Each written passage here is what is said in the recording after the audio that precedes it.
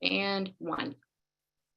Hi, everybody. Merry almost Christmas. This is John Townsend. You're on the Dr. Townsend Live program. We're here every week on Wednesdays, as much as I'm around week on Wednesdays from 2 to 3 Pacific time. And it's here on a bunch of platforms that you're on one of those right now. And we are live. And it's a call-in sort of life help show where we talk about relationships, family, marriage, kids, parents, friendships, dating, all that, business, leadership, where you want to go in your life, and emotional issues as well.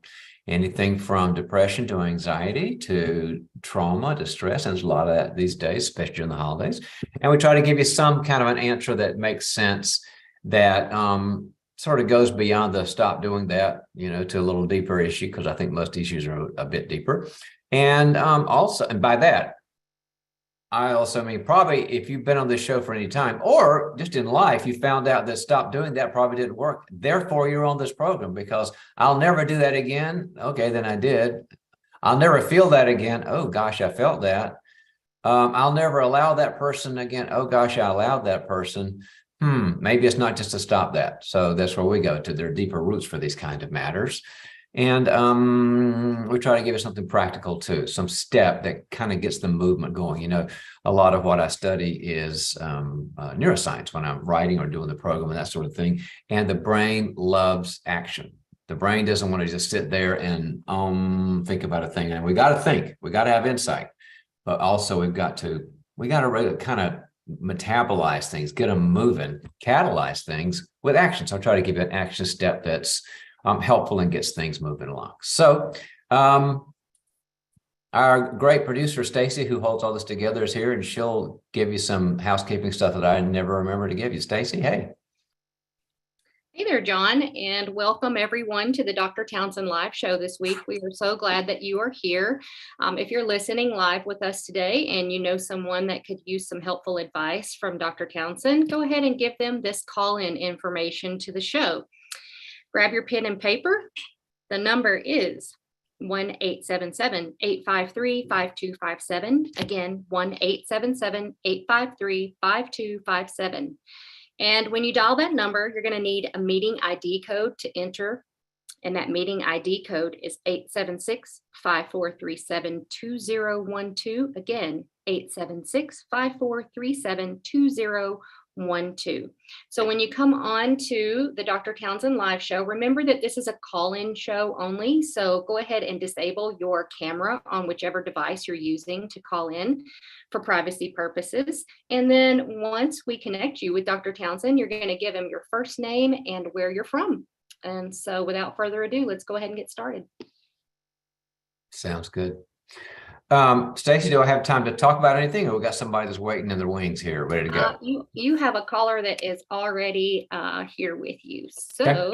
Let me go ahead and admit them in. Caller, you are live on the Dr. Townsend Live show. Go ahead and tell us your first name and where you're calling from. Liza, calling from Florida.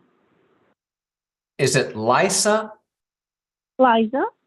Liza, Liza? Correct. Okay. Hi, Liza. Welcome to the show, and glad you're up here and glad you're first up. And what's your question? So would I be delaying or hampering improvements in my 40-year marriage to my husband, who abandoned ship to his native country, which happens to be across the Pacific Ocean? And with the excuse that, I hadn't renewed my passport, and so I get to stay behind. And so meanwhile, he's like a photographic journalist with sightseeing over there. Let me make sure I've got some of that I got and some I didn't get, Liza. Have a 40-year marriage. Husband's a photojournalist, and I'm sorry? No, 40. Yeah, 40. 40. Okay. 40. I just used the term photographic journalist as a form of expression, you know, with the WhatsApp. So he's over there sending like Wait a minute, I photographs. missed something. You used the term photojournalist as an expression relating to, I know the WhatsApp, but I'm not sure how that relates to photojournalism. So we communicate through WhatsApp, and he sends all the nice pictures of all the sites where he's been. All right. Okay. So he is somewhere in another country away from Correct. you. And Correct. where's the problem there? That he left without inviting me. Oh, you mean y'all live together in a house somewhere in Florida, and then he said, I'm going to go take pictures in another country, and he did not invite you to go with him. Well, he said I could think about going, but then he never asked me again, and that I could renew my passport. And he said you can think about going and you can renew your passport, but never made a, I want you to be with me. Never said that directly.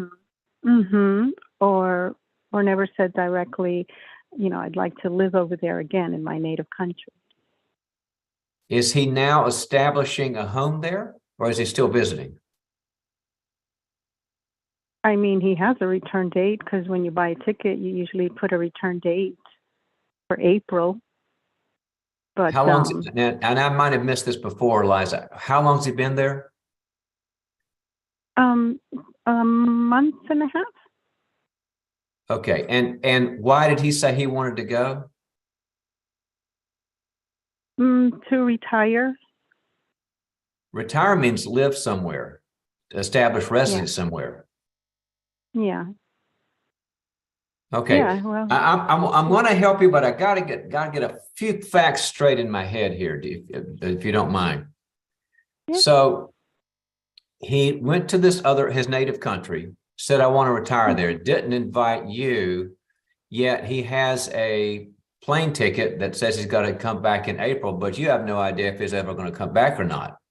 Is that correct? Well, he says he will. He says he will what? Come back, but that's wishy-washy. Has he said when he'll come back? Well, supposedly on the return April date. Okay. So when you say he's wishy-washy, what wishy-washy things does he say instead of, yeah, I'll be back on April 3rd, like I said I would? What does he do instead? Well, he does. I'm saying as a character issue, he doesn't always complete his promises. He'll change his mind on things. Okay. Liza, I'm really saddened by this. I mean, that's 40 years of deep commitment to somebody, and you're not sure he wants you in his life. How's this affecting you on a feeling level?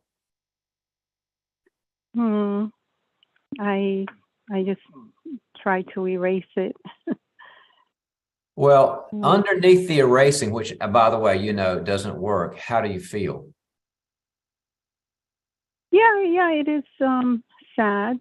We've lived there before, and it's been good. Yeah. Your voice sounds your voice sounds a bit like you're making the best of it and you're kind of rational about it. But if I were in your shoes and I was calling a shrink about this, I would be devastated, Liza. I'd be sad. I might be tearing up. But you're sort of okay with all this at some level? Yeah. I think I needed a break from him. I'm enjoying the break somewhat. What is it what's been going on negatively that you need a break from in the marriage? Oh, he's highly narcissistic on the spectrum. Okay, and so it's been a hard marriage. Yeah. All right. So you started the question, our conversation with, would it delay or be a negative thing to talk to him about coming back? Is that the question? No. if I went over there, would that delay things rather than waiting for him to return in April? Would that delay improving issues in the marriage where I minimized or? Well, let's start talking. I'm going to get you back to your heart again. You're a very rational person, but this is a very emotional issue. So I'm going to bug you about your heart a bit. You're being too rational for me. Is that okay? Yes, sir. All right. What does your heart want in this marriage with this man? Describe your heart, your desire, your dream for things between you and him. Whatever country you live in, wherever you live, what do you desire in your heart for you and him? And I don't want factual stuff. I want your feelings.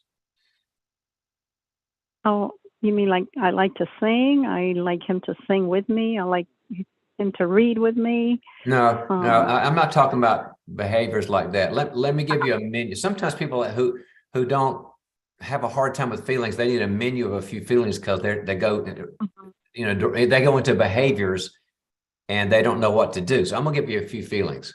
I'd like to know that he cherishes me. I'd like to know that he wants me. I'd like to know that he wants to know me and know the real me. I'd like to know that he desires me.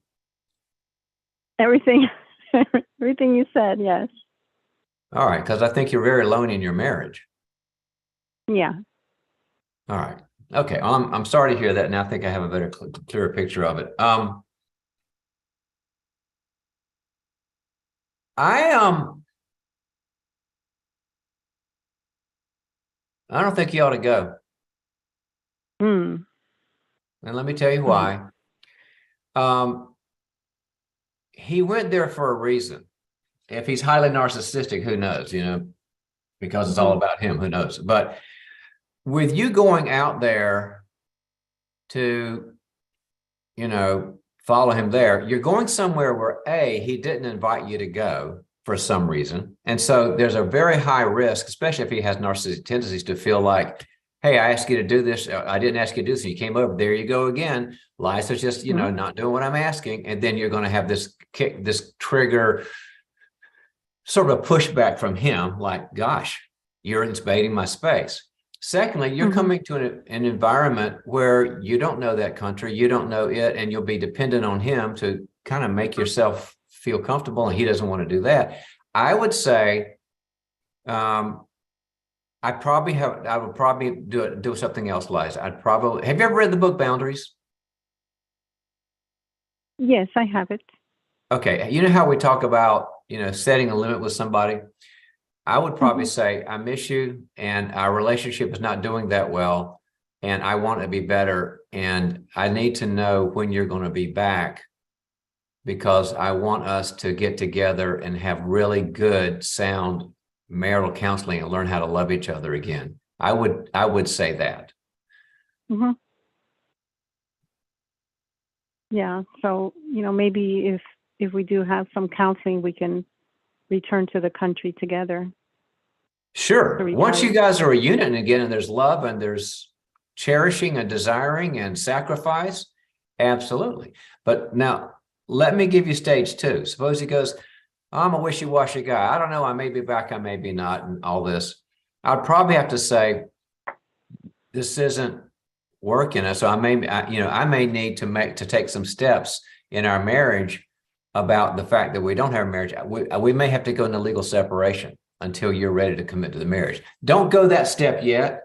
But if he pulls this off for a long time, it's not, it's not a functioning marriage. You might have to go into legal separation. But for right now, just be vulnerable. Let him know you miss him. Let him know you want it better. And you really need him to commit to a deadline and see when he comes back. I would push that issue, Lisa. Okay? So best of wishes to you. Thank you kindly. Take care. Okay, bye-bye. So hard when someone is, let's put it this way. I don't know if he's a narcissist or not. You never know. You're not in the office with him. But when someone has a leverage issue over you, meaning they feel the permission to do whatever they want, spend whatever they want, go whatever they want, not be accountable. And the other person, the accountability person, has no leverage. It's sort of like, well, I don't like this treatment. And they go, well, take it or leave it. And when that happens, if she presses, and if you press, if you got the same kind of relationship, and the person can take or leave you, then the worst thing you can do is just smile and what's that old Dusty Springfield song, wishing, hoping, and thinking and praying. Well, those things are great, but sometimes they're not enough. The Bible says lots more to do it than that. It may be time for a boundary. So wish you luck, Liza. Absolutely. Okay, John, your next caller is up. Caller, you are live with Dr. Townsend on the Dr. Townsend Live Show. Go ahead and tell us your first name and where you're calling from. Caller, are you with us? Yeah, my name is Angela. I'm in Pennsylvania. Hello, Angela. How are you? Well, I'm okay. I just got connected to this call, and I'm glad that I can speak for a bit. Sure. What's your question for today? Well, I have gone through a ton of crap for many years: car accident, divorce, disability. I had been on the list to be speaking to a counselor for a year, and I finally was able to get in to speak with one, but apparently, even though I'm on disability that is close to poverty, I would still have to pay a certain amount for this, and I'd have to travel at least a half an hour to it. So it's frustrating because there's so much on my list. I'm trying to find what direction God has me going. Mm-hmm. I mean, there's so many things that have happened between losing many of my friends. You know, my dad died almost 4 years ago, and my daughter was in college for 1 year. Now she's not, and even though she's living close to where I do, she's not in much contact with me at all. And on the health side, I went through so much of the car accident and then the surgery, and I was out of it for many, many years.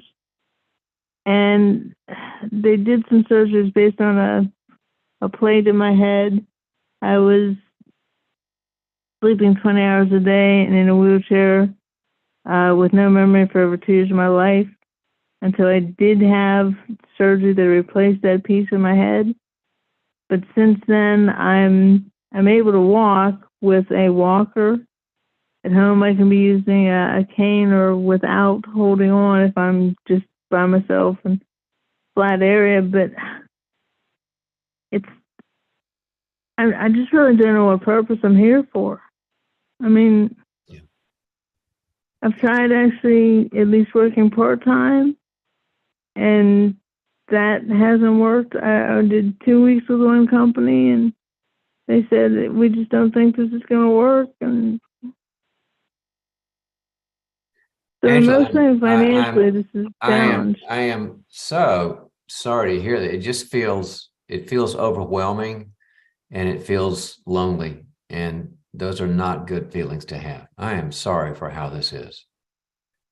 So now, I know going into winter, this is tough going into winter because I live in Pennsylvania and I'm a huge cyclist. I mean, I can get out and pedal, but now the weather is taking the winter turn, and that's adding a lot to me mentally already. So give me a question to answer. I'm happy to answer, but what is the question for this? There's so much going on. So if you could focus on a question. Yeah, I'm really looking like what my purpose is. Like with all that I've gone through, I mean, I struggle just to be me, but what is my purpose, to help others? Or is it just that am I here that is good enough? I mean, I just don't know what direction to go. Should I be looking for a job, even though I've tried and that hasn't worked? But financially, it's a struggle. I mean, with everything that I've gone through, and I briefly just told you that bit, should I just be sitting down and finish writing the story as to how much I've gone through to encourage others? I mean, I'm really looking for the discernment as to what direction I should be going, because it seems there's Okay. not able to go to counseling, or I could. I'd have to be paying more than I thought, and Okay. I'm just really looking for the purpose and the discernment as to what direction I need to be going. All righty. When people want to find purpose, and that's kind of one of the most important questions we can ask, probably who do you love, who loves you, and what your purpose is sort of it. Right. They have to first determine how ready they are for that purpose. If you were telling me I'm a great skier and I want to know how to be an Olympic skier, because that's my purpose, it'd be, okay, what coach can you get? Where's your equipment? Where do you practice? And Angela, the fact is, you're probably not ready for your purpose, because I believe you need a lot of help and healing and support. Because I can hear the depression in your voice, I can hear the discouragement, and you've tried all these things, jobs and money issues and, your own discouragement. I don't think you're ready for that purpose. I think it's time to get ready for being ready for that purpose, which means healing. So since the places that you've gone to, the counseling places you've gone to, there wasn't enough money, and I know you're on some kind of disability, which never is much. There's always two sources. Now, are you in reasonable driving distance of a healthy church around you? Yeah, I'm actually a member of a great church. It is fairly small, and there was one church within a different church, not that I'm a member of, but one within a mile of my house. But they did not have one of the counselors available, and that's the one that, even with my income, the cost was still going to be over $22 for every appointment. Okay.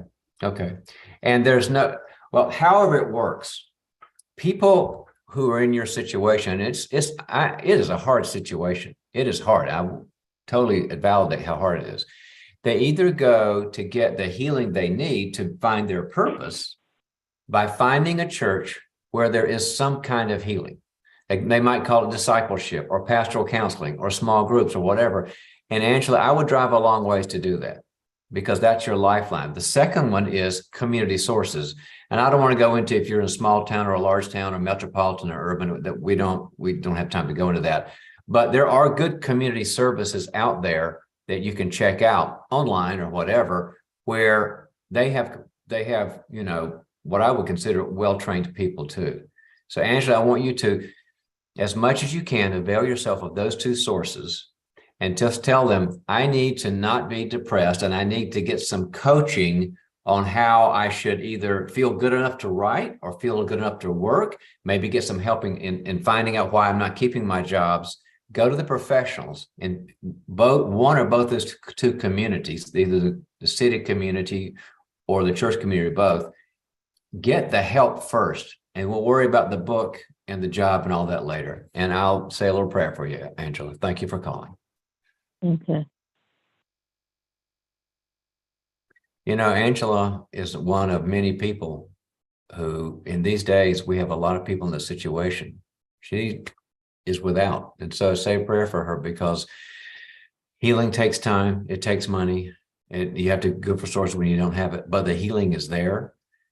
And yet, when you have big dreams, I can hear the dreams. If you're not healthy enough and don't have the wherewithal, the big dreams don't happen. So don't go out there, y'all that feel like Angela, don't go out there and say, okay, I'll stay depressed and panicked about money, but I'll write a book at the time. Get the healing, get stable. In the neuroscience world, we call it get regulated, so that you're calm, you have your wits about you, and then you can make those decisions. In that sense, the healing is the purpose that helps you for your purpose. And best wishes, Angela. So hard and painful time. So much. Okay. John, your next caller is up. So let me admit them to you. Caller, you are live on the Dr. Townsend live show. Go ahead and tell us your first name and where you're calling us from. Hello, I'm calling from Michigan. And I would like to go by the name of Shannon. Hello, Shannon. How are you? I'm good. How are you? I think this is the Shannon that I know. Yes, it is. Well, welcome, Shannon. You're a person who was always interested in growth, and I'd love to know how we can answer a question today. Perfect. So I have a question. Well, I haven't formulated the question, but I think it'll be easy enough for you to figure out my question. So the holidays are coming up, and I have a struggle with my mom, who I feel like she struggles with attachment, and it's very difficult for me. I feel like when she is trying to connect with me, I feel like she's interrogating me, like trying to consume all details of my life, but not actually get to know me. So it kind of drives me crazy, but I also feel bad. And I don't know what I can do to make that better, because I can't fix her. You can't what her? I missed a word. I can't fix her. You can't fix her. Right. Right. So here you are, and it would be what you would call an ambivalent situation. You care about your mom. It's Christmas. You know your mom has certain limitations and doesn't connect in healthy ways, and it tends to be more of some kind of we would call it cognitive factual thing. What are you doing? Where are you going? How's your schedule? Whatever. Are you working out a lot? Do you have a dog? And you want to know, you would love for your mom to say, how are you? How is Shannon? How are you feeling? Where are the struggles? And your mom doesn't do that. Well, it's not exactly like that. Like, she will ask me how I am, but it's almost like she takes the information to, like, I don't know, like, store it. Like, store it? She stores it, you said? Yeah. Like, it's almost like, for example, I don't often feel comfortable sharing details of my life because I feel like she's just using it to create more interrogations. So, for example, any medical issue I've had in my life, my mom would just go through this list, like, intrusively, and be like, oh, do you have this problem anymore? How's that going? Oh, and it's details that people wouldn't normally discuss. And so it's difficult for me to know,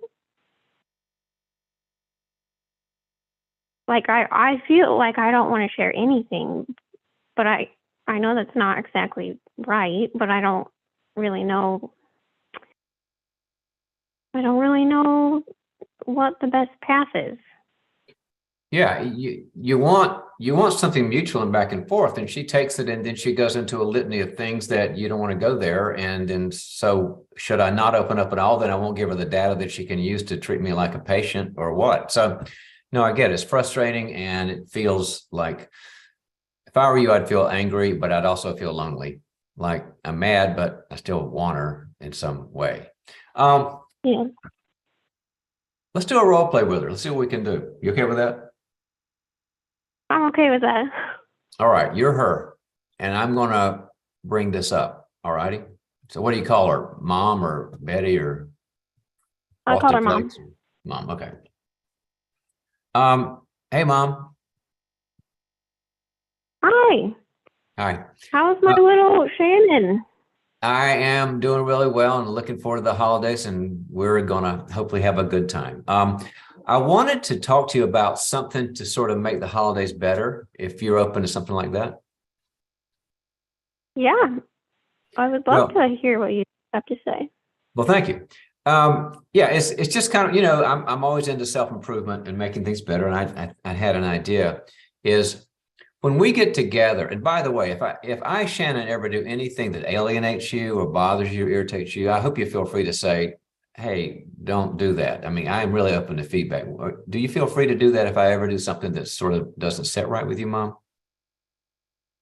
Yeah, I want you to be honest. Thank you.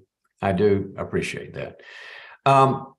One thing that I think could use some work between us is that I don't think maybe I've told you where what I want in a conversation. And I think sometimes it goes in a way that's not good for either of us, but you probably don't even know about it. So I want to be clear about it. There's sort of and it's not all bad. There's a maternal caretaking part of you, and you're my mother. I mean, I'm not 12 anymore, but you're still my mom. So I know you're interested in me and concerned about me, but it's sort of like, when, as you know, all my medical issues I've had from forever, you're my mom. But sometimes when I have a sniffle or, I have an energy problem or whatever, you'll kind of go into a diagnostic thing of, could it be this, remember you had this. And I know that you're trying to help, but it feels to me like an over-mothering thing where it's just going into information I don't want to talk about. Here's what I'd rather you do is when I tell you I struggle, maybe I've got a struggle with, a boyfriend, or I've got a struggle in money or in school or in my work or whatever. Before you go into the list of all the things that, it could be and help me diagnose it, that sort of feels like fixing in a way. And I'd rather you do the following, Mom. Just say, that sounds hard. Tell me more. And I would feel so much more connected with you. And I think I'd have a great holiday with you. Is this making any sense, Mom? Yeah, that makes sense. I think I usually do ask you how you're doing. I'm not sure how it's different. Oh, I'm glad you asked that because I don't want it to sound like the same thing. You do ask me how I'm doing. It's what happens after that. If you say, how are you doing, Shannon? And I say, I kind of had some low energy day. And you say, well, you did have that muscular dystrophy. Plus you had spinal meningitis. Plus, you had some problems with your endocrine system. Plus you had COVID. And could it be that? It feels like a fixing thing. And I just don't want to do that. What I'd rather you say, after you say, how are you doing? Which I love. I want to ask how you're doing. I want you to ask me how I'm doing. When you say, how are you doing? And I tell you some challenge, instead of going into the categories, just say, and trying to help fix it, just say, I'm so sorry. How's it feel? Tell me more about it. Do you see the difference, Mom, between that and the list of all the things that it could be? Do you see the difference? Yeah, I see the difference. That's what I'm asking. Is that doable? Yeah, definitely. I just want to know what's going on in your life. Well, yes and no. You see, it's the just going on, which maybe I just want to get support. I don't need a fix or a lot of information about what could fix the spiritual problem, emotional problem, financial problem, relational problem, anything. I don't want to fix. So I don't need a lot of you asking interrogative questions. I just need I'll tell you something general, like it's a struggle financially, or it's a struggle in my school, or a struggle in my work, or my challenge in a relationship, or whatever. And just say, I'm so sorry. Tell me more about it. Can I help? Do you see the difference between the two? Am I making myself clear, Mom? Yeah, you're making yourself clear. Is that something you can do during the holidays in our relationship? Yeah, I'll try. I'll try my best. Mom, thank you so much. I know that I can tell it's not quite gelling, but if you're open to me just giving you some loving feedback on what I need as your young adult, and you give me feedback on what you need, I think it'd be great. So thank you for having such a great attitude towards me with this. Of course, I care about you. That I do. Okay, break. How'd that go, Shannon? What'd you think? Well, I think I've done that with my mom, but she doesn't, it's almost like her anxiety overtakes her entire brain. Right. So you really didn't role play it the way she really would have taken it. No, that's how she would take it. She would agree with everything. My mom would not disagree whatsoever. Okay. Okay, I get it. So then she gets anxiety, but that's fine. You love your mom, but it means that the next time you talk to her and she shows the anxiety or goes into the list again, you just say gently, Mom, remember we talked about this? Just say you care, and that's all I need from you. And let her anxiety be her anxiety. You don't want to be her shrink, but you Mhm. insist on certain reasonable ways for her to relate to you. Okay? Okay. I hope it's a better Christmas for you, Shannon. Thank you. Take care.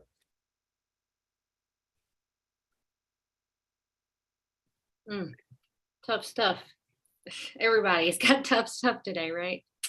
Well, Stacy, when's the last time you said after a call, oh man, this is such easy stuff tonight, man, the callers are just throwing softball today, John. You've never said that, Stacy. No, that's why we're here, right? That's why we're here. Okay, well, with that being Before said, we go back, I want to.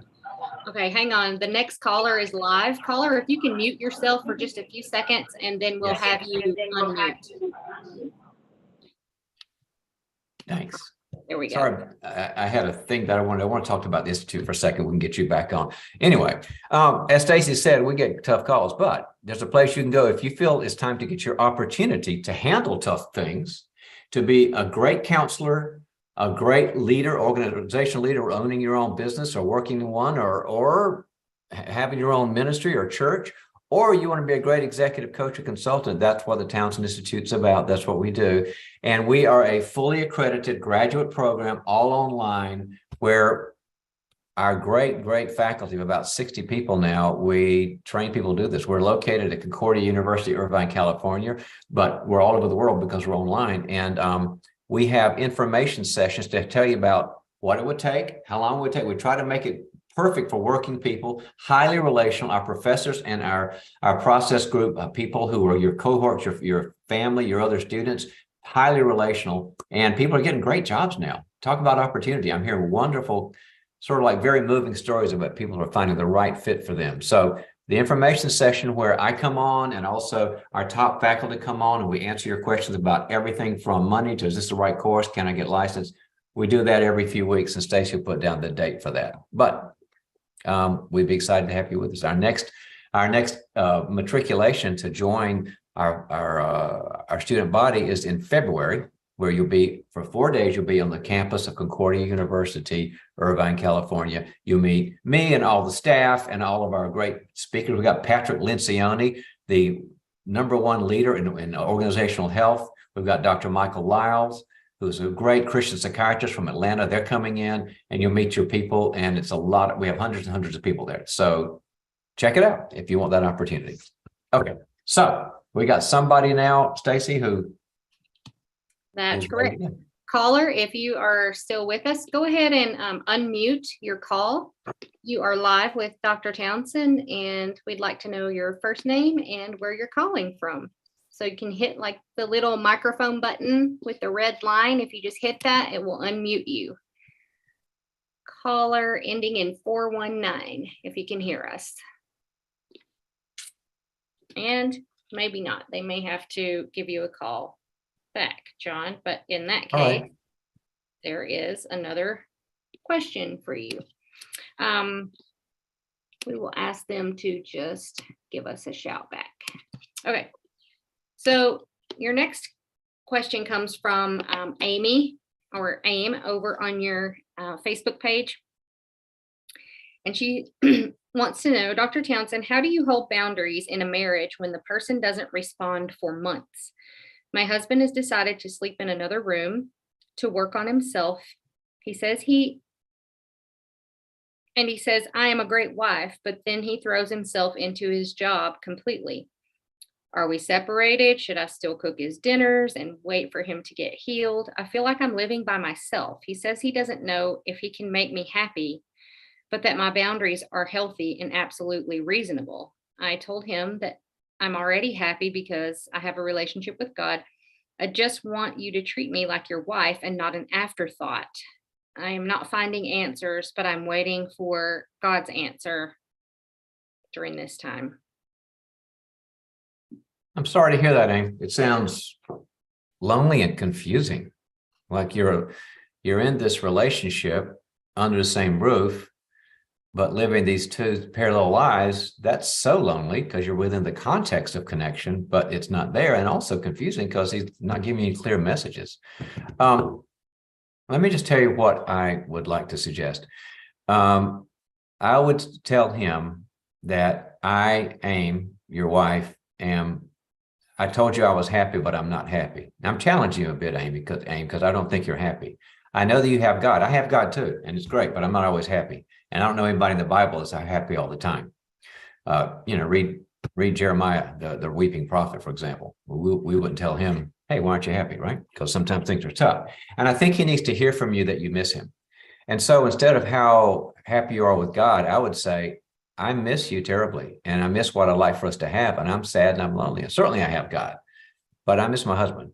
And that might be a way for him to experience, oh, I've got this Christian wife who's not just kind of like going off on her Christian thing, but she needs me and she wants something for me. And many times that can touch a spouse to say, I'm sad and I'm lonely and I want you. We all want to be desired and cherished and all that. Second thing I would do is I would say, we're in trouble. And we are way beyond me waiting for you to think through this. And I don't even know if you got a plan. We need a plan. And I would tell them something like this. It'd be like if one of us had our glucose number over 126, which is diabetes. And just to say, I've got diabetes, so I'll just go in my room and I'll kind of think about it for a while. Well, that makes no sense. We are beyond like just having date night and being nice to each other. We're in trouble for you to feel this way about me. I don't know what I've done wrong. I have no idea. But I would like for us to get 10 sessions minimum with a good counselor, marriage counselor, where they can say, all right, you guys are in some trouble. Here's some answers. Here's what I need Aim to do. And here's what I need Bill to do to put that together. So it's not time for a boundary yet. That's the third thing. The first thing is just tell him you miss him, see if that'll catalyze him into connecting more. Second thing is, and I would probably, as bad as it's been, I'd say number 1 and 2 both. The first comes before the second, is 10 sessions minimum. That's kind of an introduction for what you guys are dealing with. It's going to take a while. And the third thing is to say, if you want to be with me and you have no plan and you don't want to go to counseling, then we've got to talk about a structured separation. And I'm going to go to a marital counselor. I'd love to take you with me, but if you won't go, she and I will talk about how to best handle this strategically. And it's going to affect you, whether I get a legal separation or a non-legal separation, but I can't keep living like this. I'd like for you to be on the conversation. It's going to deeply impact you, but if you don't want to do that, I'm making the plan.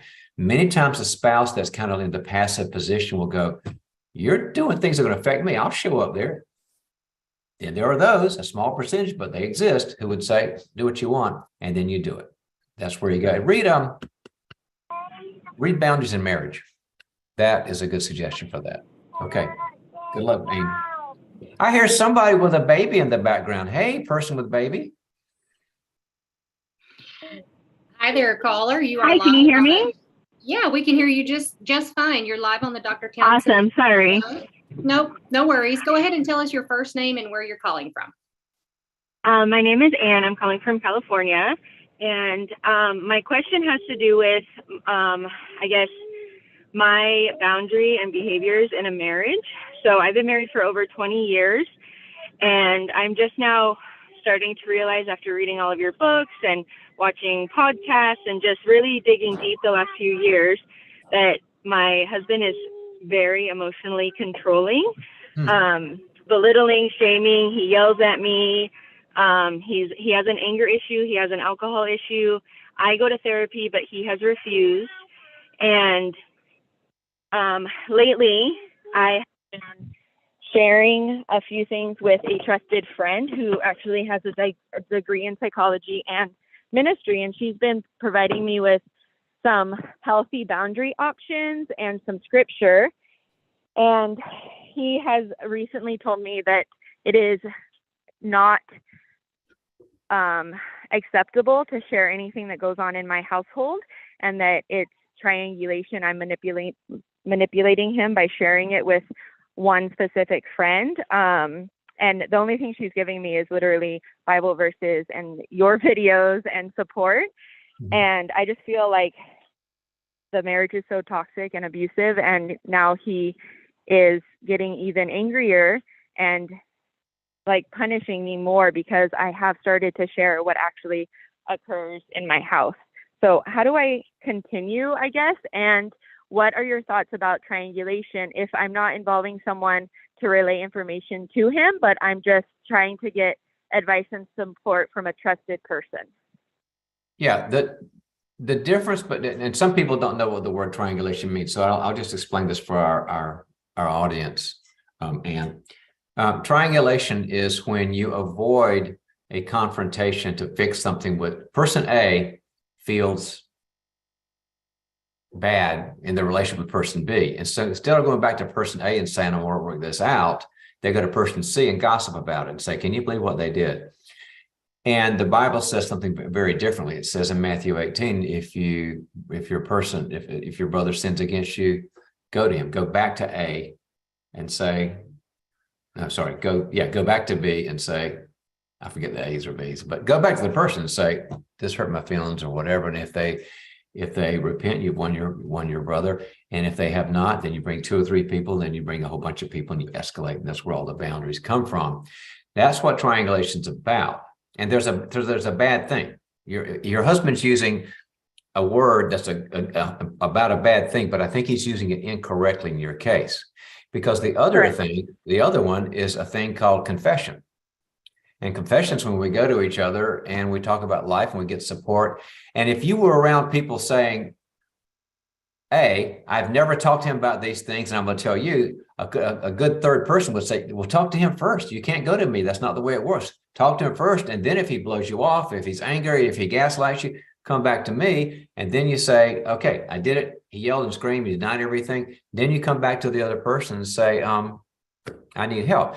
And so the first requirement, we might say, the first step maybe is make sure you've gone to that first person first, because it isn't fair to talk behind their back if you've never brought it to them. But the second thing is the intent of your heart to be able to dump on somebody else, dump all the stuff and make him the bad guy, and it's all him and not you, and just kind of feel better, like, at least I vomited up how bad I feel and they hurt me? Or is the intent to get help to be able to reconcile with him? Because if the intent of telling that third person is, I just want to get some ideas, I need some support and love and truth, you're not doing anything wrong. If you're doing it to dump, that's the wrong thing. And from what you've told me, you're not triangulating, you're just confessing and getting help and support. So that's the kind of that question to answer. So far, so good. Yeah, so I'll give you one specific example. So yesterday I had a really tough day. He drank a lot and he was just mood swings, high, low, yelling at me about me turning the heater off and he was too cold, like just ridiculous stuff. And then I met with a friend and she asked me what was wrong because I was like nervous and anxious and deflated. And I told her, like Peter had been drinking and he had really yelled and shamed me this morning. And so she talked about what boundary that could be, like, well, if he's yelling at you, you need to tell him to stop, and then you need to remove yourself from the environment. And that's basically our conversation. She's like helping me create healthy boundaries. And then later that day, she had called me and she had said, are you being bold and positively assertive? And I said, yes. Well, my husband overheard the word bold and he just lost his mind. Why are you sharing things with her? How dare you? That's triangulation. And I just don't know how to respond because honestly, I'm afraid of his outburst.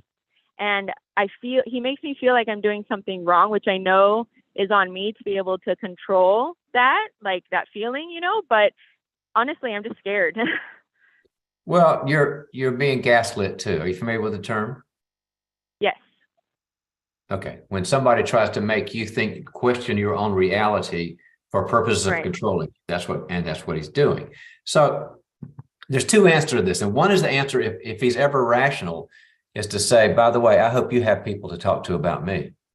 I hope you're not keeping the stuff inside. I hope you have healthy people who love you, who love marriage, they're pro-marriage to talk to, because it helps me, and I hope you can do it too. That's if he's rational. Now, if he's angry, drunk, or whatever, you don't talk to an angry, drunk person in that way. What you say is, this is scaring me. Please stop. You get vulnerable first. And if they escalate or whatever, then you have to set boundaries. And I don't know what your therapist is saying, but I would talk to your therapist and say, have your therapist determine, is this abuse or not? You may have to go into some kind of a separated situation where you're protected. I'm concerned a bit if he's escalating. And so it may be one of us has got to move out until, we've got a referee to say you're safe to come back in. I would go to that after I told him, please stop. First thing I would do would be go to the shrink and say, is this abuse, and am I in any kind of danger? That's where I go with it. And so sorry about that, but I think you are not triangulating. I think that's the right answer. Good luck. Okay. All right. Thank you. Well, Stacy, you're right. There's a lot of hurt today, and I feel so bad for these people. And here it is, the holidays, and it's Jesus' birthday, and I just hope that we can give some nuggets to know that there's some people that care about you, and I hope you can find people, even with around really toxic, crazy people, find people who maybe they're not perfect, but they get you and they want to know you. We call it quadrant one. They want to be present with you.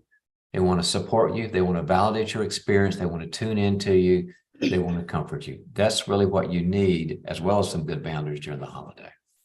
Absolutely. And that leads back to the topic that we did not get to cover during the first part of this show. We're so thankful for everybody calling in today, and we just have a few minutes left. John, the topic that you sent out today via your medias and your e-blast was about being able to have good relationships in 2023, but you have to be able to add the good and then work on pruning the bad. Would you like to elaborate on that just a little bit to maybe help some people? The last few questions that are coming in are all these relationship based questions, and I feel like this content will help people moving forward.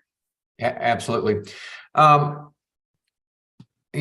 the end of the year, people always think, how's 23 going to be better than 22? We kind of do this tradition. It's not a bad idea.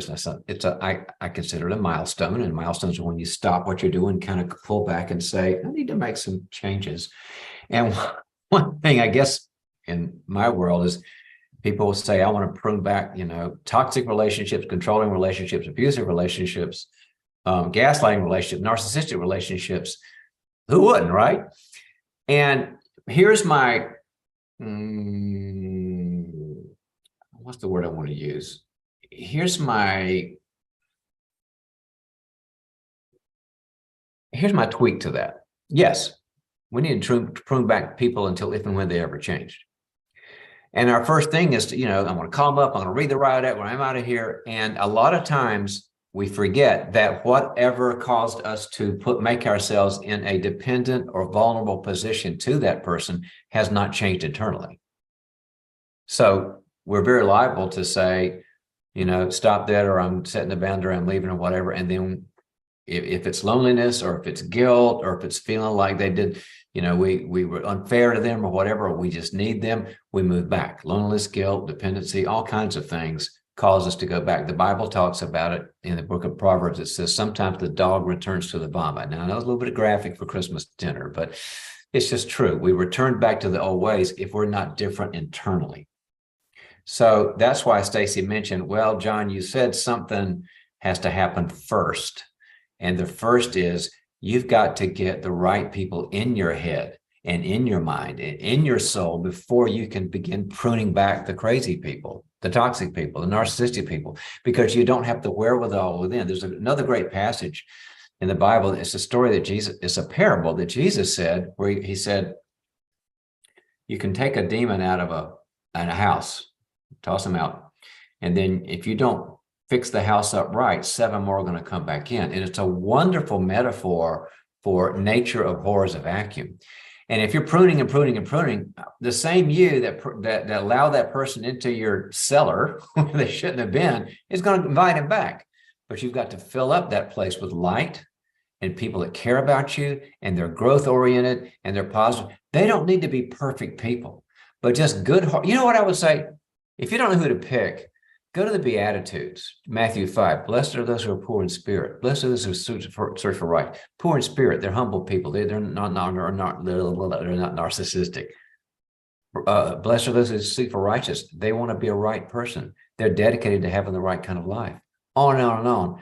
And you'll find some people who aren't perfect. By the way, in a Zoom world, I've got so many people that I work with who now have found deep relationships because they're not limited to 20 miles away. They're out there. And find those people and get a few. We call them the life team in my book, People Fuel. Get a few of them in your life. And then you'll start to feel differently. And when that person acts like they are, like they really are, you'll kind of go, I don't do that anymore. And that's going to have to stop. You'll have the wherewithal. Get that stuff inside you, prune second. Get the good ones in first, prune the bad ones second. Always go in that order. And remote is okay. Remote is better than okay. I have clients whose life team is all remote and they are happy. I mean, they might get together for dinner once a year because they fly in, but it works. 100%. Well, John, you only have 3 minutes left, and a lot of the questions that are coming in are longer than 3 minutes.